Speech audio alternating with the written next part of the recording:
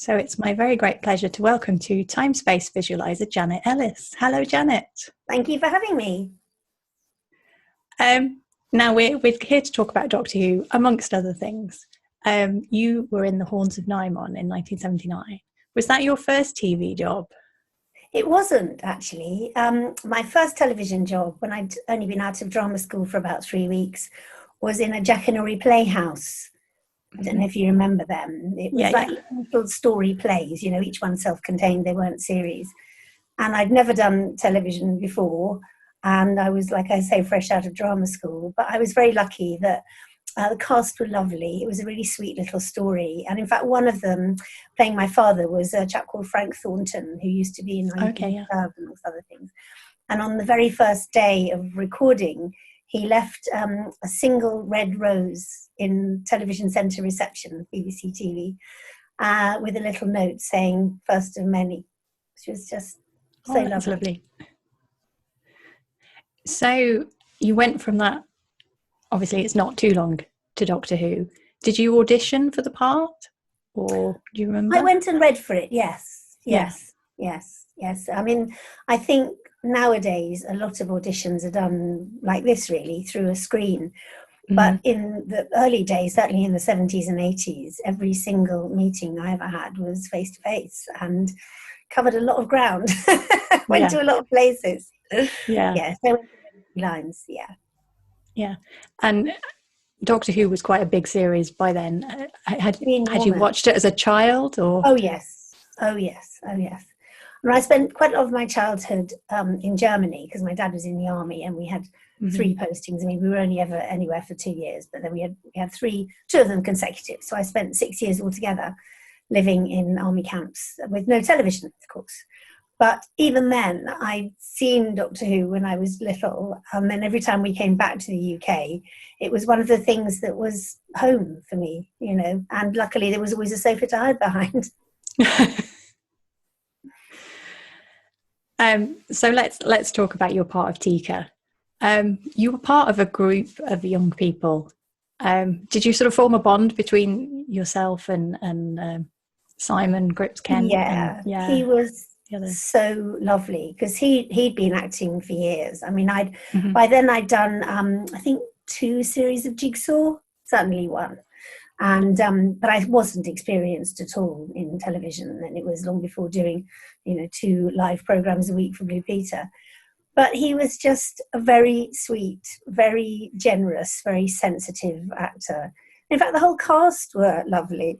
But because it was all set in, it was a sort of reworking of the Minotaur myth. Yeah. And because the baddies, as it were these giant bulls, which were, spoiler alert, men underneath. In the rehearsal, I hope I'm not giving too much away here, but in the rehearsal, because the guys playing the bulls, the Nimons, were beefcake built, they were big already, and then they had the big bull's head on, but they were pretty chunky. But they weren't actually actors. They were hired for their bodies. But often actors with the biggest voices are not actually the biggest people. So each Nimon had his own voice actor who would follow him round. In the recording, of course, they'd be in the gallery recording stuff. But on the day, they would follow them around and say their lines. So we were followed by these big, beefy guys with a small actor and a script running along behind them. Nothing in my 3 years at Central prepared me for that. No. One thing I noticed, because I rewatched it the other day, I noticed was the yellow costume that you had. Was that quite comfortable, and did you like it?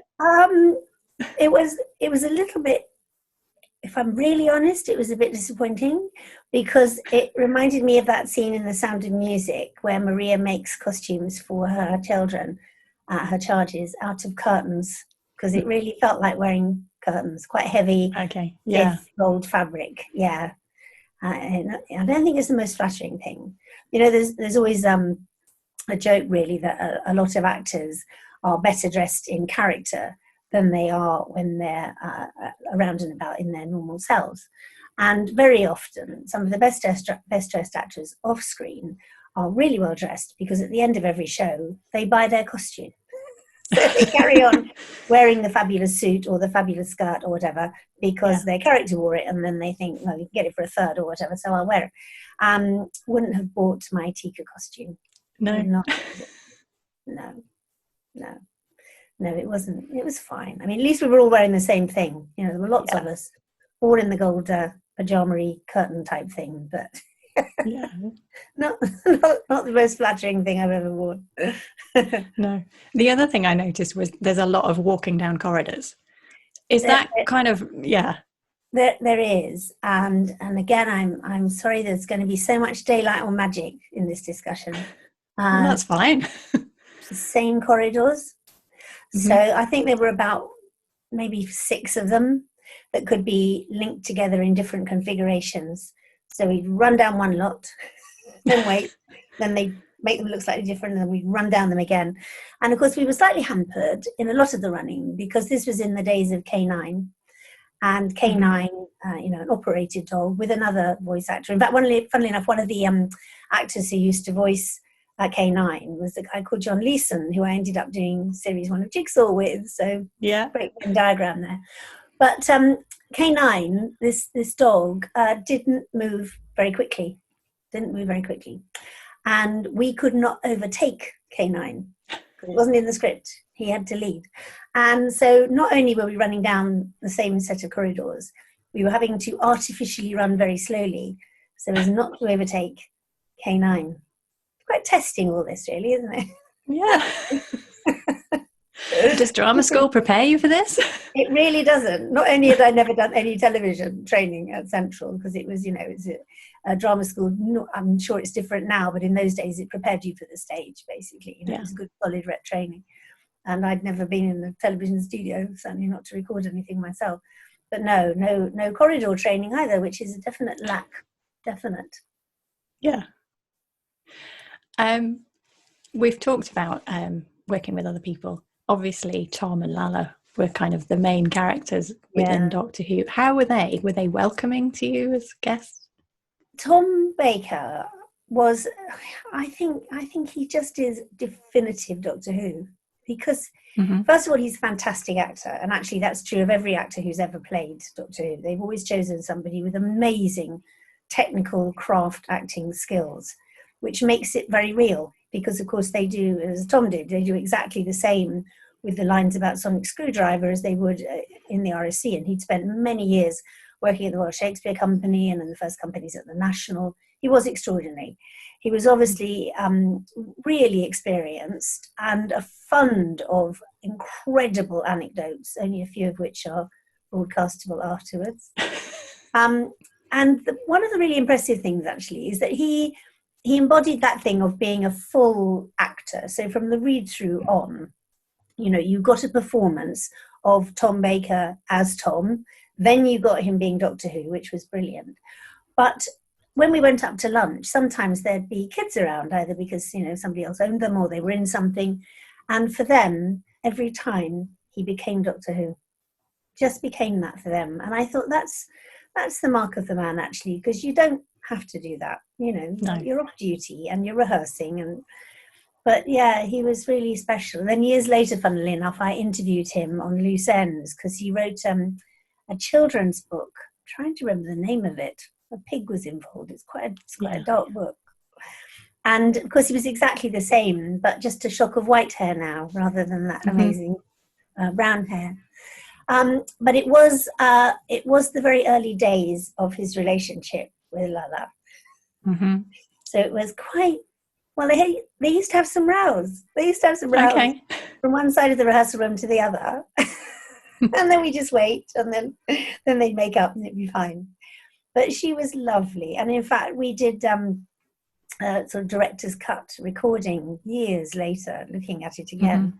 And it was the first time I'd seen her for years. And it was just great. She's such a sweet, again, very generous, beautiful woman. And yeah, she was really good fun. She was good fun.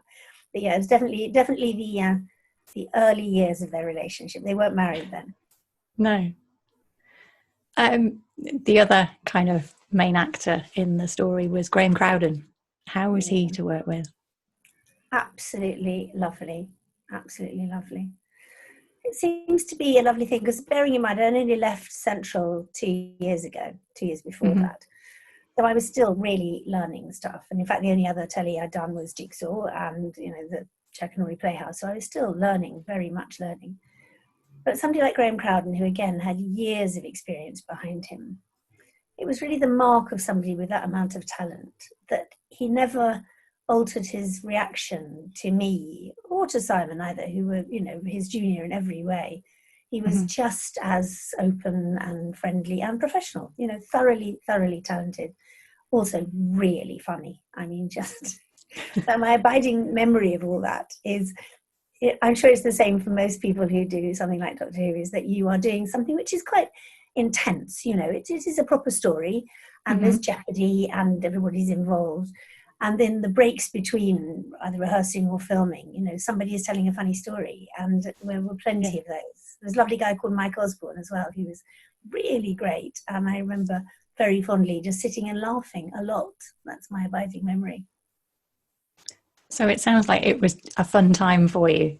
It was. And actually, it kind of got my dad a job, because my dad, as I say, had been in the army. And then he left when I was about 14. So that's what, like 10 years before. And he wanted to work in visual effects. He'd been in the Royal Engineers. He'd always made things. And he eventually joined a company which made things for Doctor Who. So when I was still in my teens, I went and sat in a Dalek, and he helped make a TARDIS, so that he was on the fringes of it. And therefore knew Peter Pegram, who was in charge of visual effects at the BBC. And of course, he was in charge of all the visual effects in our episode.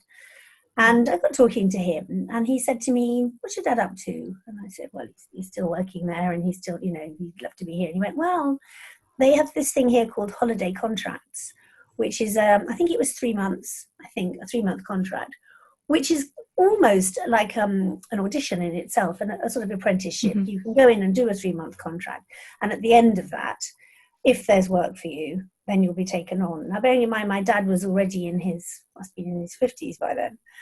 And there's no guarantee at the end of this that there would be work. It's not how that worked.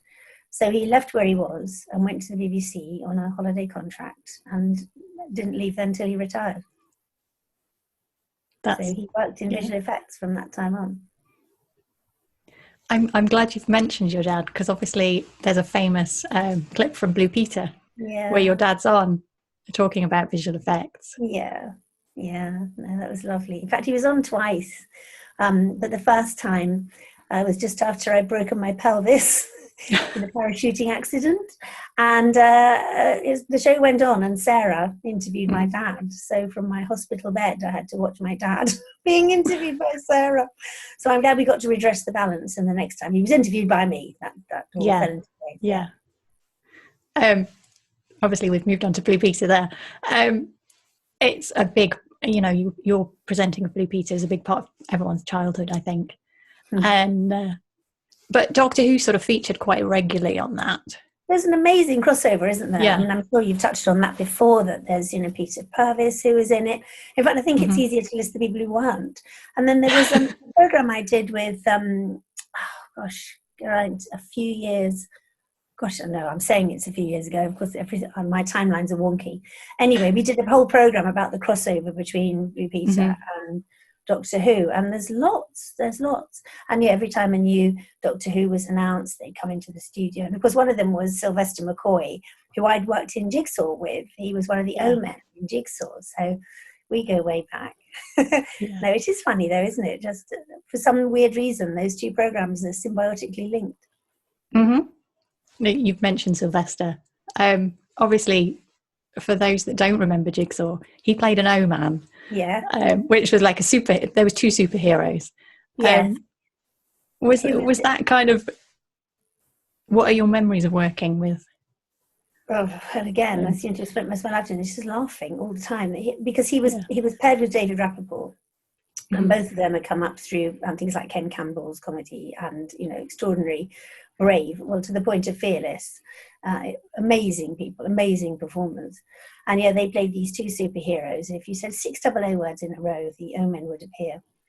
And we did 4 series. I mean, it went on for a bit after I'd left to join Blue Peter, but it was one of the best experiences in my working life, because the guy who wrote, produced, directed, Clive Doig, who had a big history by then in children's programs and had made things like Vision On, and had worked a lot with people like Wolf Makepeace Lunn. And he had this idea for this show, which was part puzzle, part little sketches. And of course, for me, it was just dressing up games, you know, because all the sketches were clues to a word, a 6-letter word that we then have a little competition at the end of each show. But it was just a chance to be loads of different people. And there were bits that we said to camera, because obviously we had to give the competition details to camera and then recap at the end of the sketches, that kind of thing. And after a while, people started saying to me, "Oh, you know, do you want to have a think about presenting?" And to be perfectly honest, I was mortified, because I was an actress, you know, not a presenter. And I thought there was a sort of dig, you know, do you want to try something else? But after a while, I began to think, maybe just a bit, you know, maybe I could just dip in, because obviously I'm not a journalist, so I can't do presenting with a sort of background of real knowledge, but I can do asking questions and listening to the answers. I've always enjoyed that. But then when my agent said to me, "Oh, actually, someone's leaving on Blue Peter," initially I just said no, because I meant a bit of presenting, you know, not that's presenting, that's big presenting. But she bet me £5, which was quite a lot of money then, that I would get the job. Yeah. and you did. Yeah, I did. Yeah. In fact, when I went into the studio to do the audition, it was an entire program that you did on your own, basically. So you went from interviewing somebody to making something to bouncing around on a trampoline. And even then I thought, this feels familiar, because in those days, every single program was live. We didn't have auto cue. And in fact, I think now they've gone back to not having auto cue, which I think is, although it's harder work, it's a good thing, because it does give a kind of, it gives a background of fear, because you're going to forget your line, but it gives a kind of vibrancy to it. And it's very important. It was all the way through that it was a live program.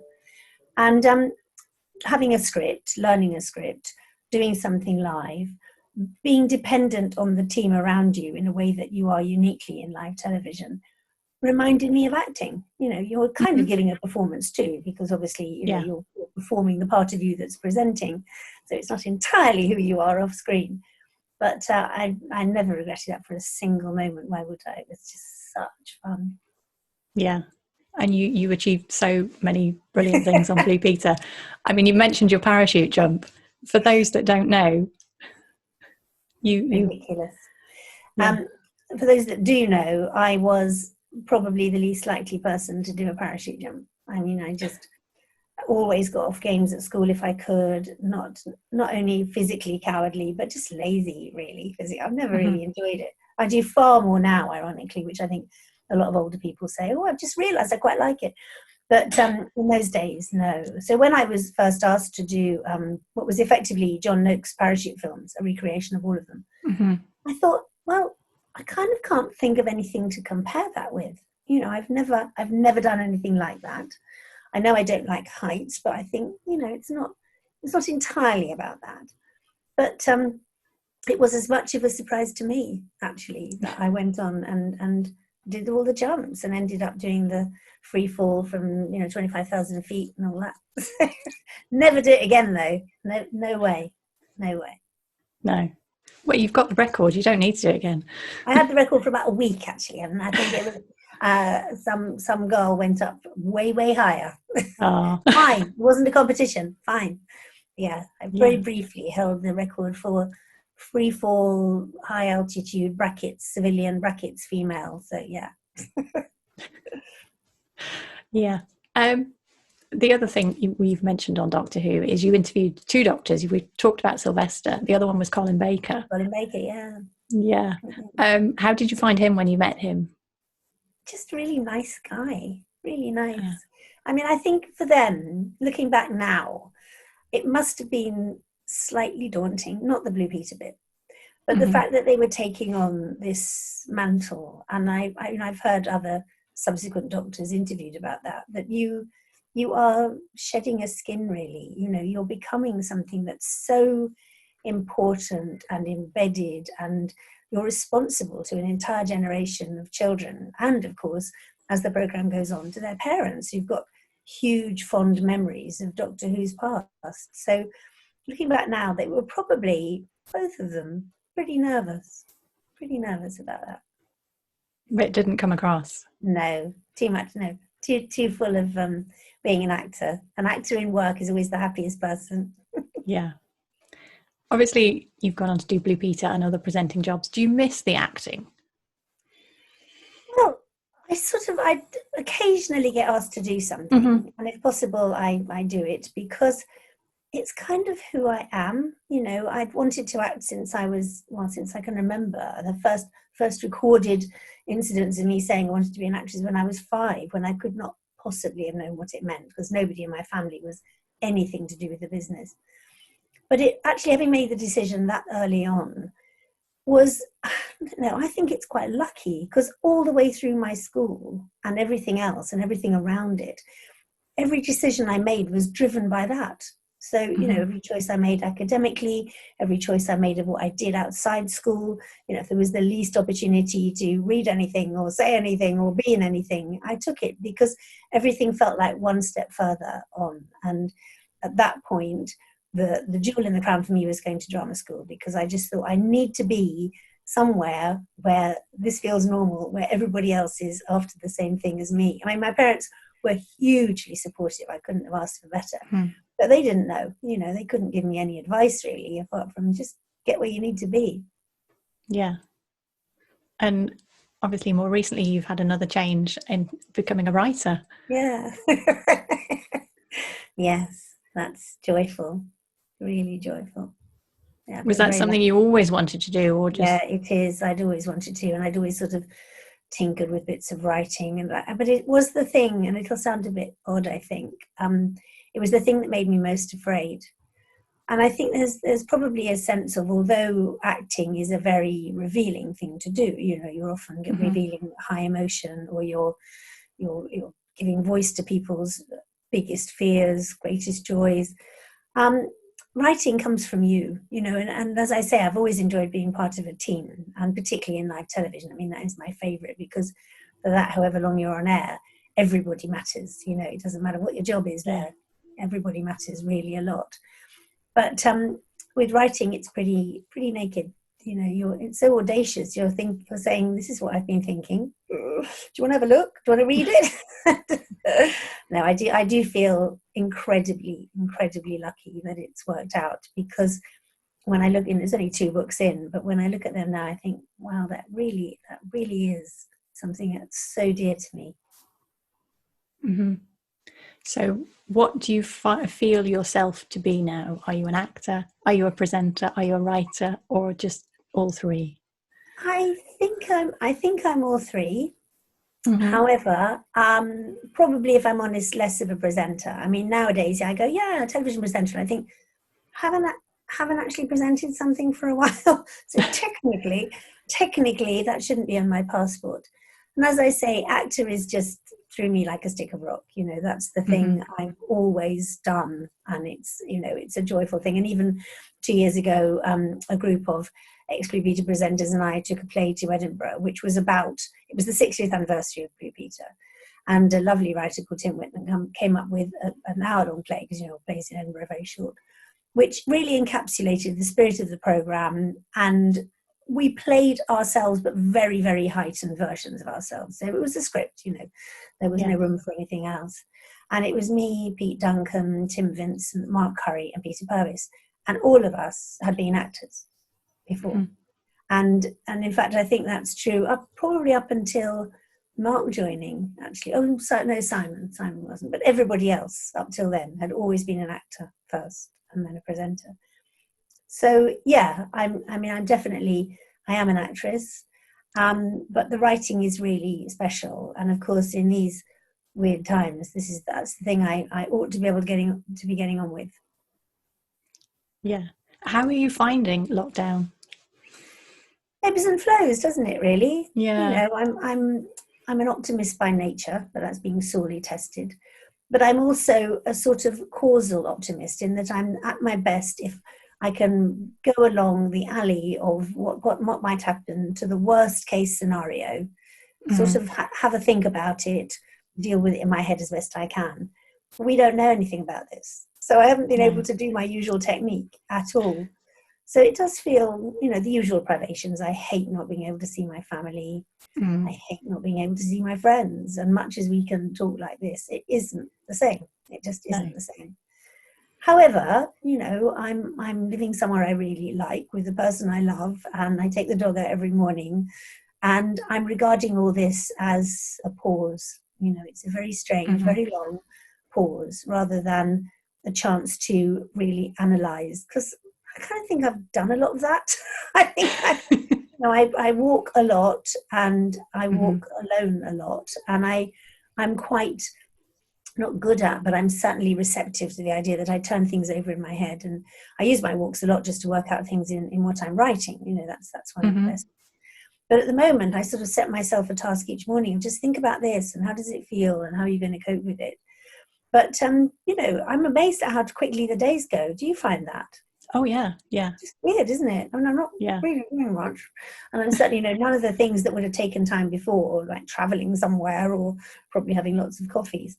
There's absolutely nothing there in the diary to replace that. And yet, I look at my watch and it's like 6 o'clock, and I think the days are long but very short, which is very odd.